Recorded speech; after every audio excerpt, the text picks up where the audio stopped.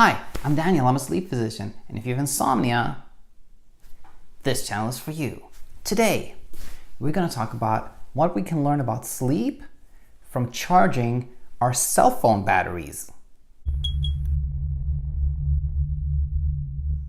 The other morning, I believe it was yesterday or the day before yesterday, I was sitting down at the table for breakfast, and this thought struck me. What do I do at night? Well, I sleep, but I also charge my cell phone batteries. And there are some similarities between the two. We sleep to feel more refreshed and more rejuvenated and alert when we wake up, and we charge our cell phones so that they're fully charged and operational, ready to go in the morning. Now, what can we learn from the process of charging a battery when it comes to sleep? I'm going to get to that in a second, but first, a quick disclaimer. I could be talking to you about how if you just found the right supplement, if you ate more avocado, if you cut down on gluten, you'd be sleeping much better. That could be pretty palatable. That's kind of an easy way of sleeping better. But the thing is that I don't believe in it. I'm here to help you sleep better, and oftentimes the process of getting there is not easy. Please keep that in mind. Back to the battery. So imagine this. If your battery, when you are to charge your phone overnight, is at, let's say, 38%, then it may take, 4 hours to charge it. If it's at 75%, well, then it probably is going to take only maybe an hour and a half. But if it's at 8%, then you probably need the entire night, maybe 6, 7, or 8 hours to fully charge that battery. Now, how does this apply to sleep? Well, consider this. Your sleep drive is kind of like your battery in reverse, meaning like the stronger your sleep drive is, the less charged your battery is. So if you have a really strong sleep drive, when you go to bed, you're going to fall asleep quickly and sleep through the night. Now here's what you may be thinking at this point. Listen, I'm tired, I'm exhausted. My battery is like dead when I go to bed. If you're thinking this, then consider these questions.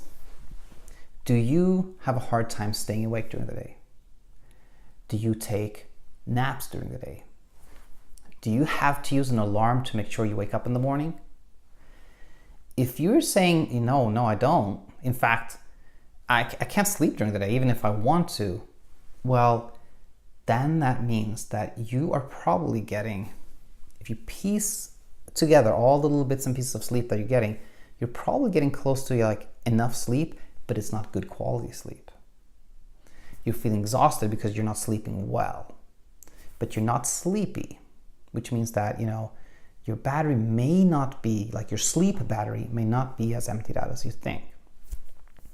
So how can we make things better? How can I sleep better? How can you sleep better? Well, first of all, use bedtime restriction, or as it's also known, sleep restriction therapy. This is like a key cognitive behavioral therapy technique that works as follows. You set a certain bedtime, which is not too early, like you're supposed to wait up till a certain time point and don't go to bed before that. And then you have a pretty early awakening, and you have to be really strict about getting out of bed at that time. So you have a kind of a small sleep window.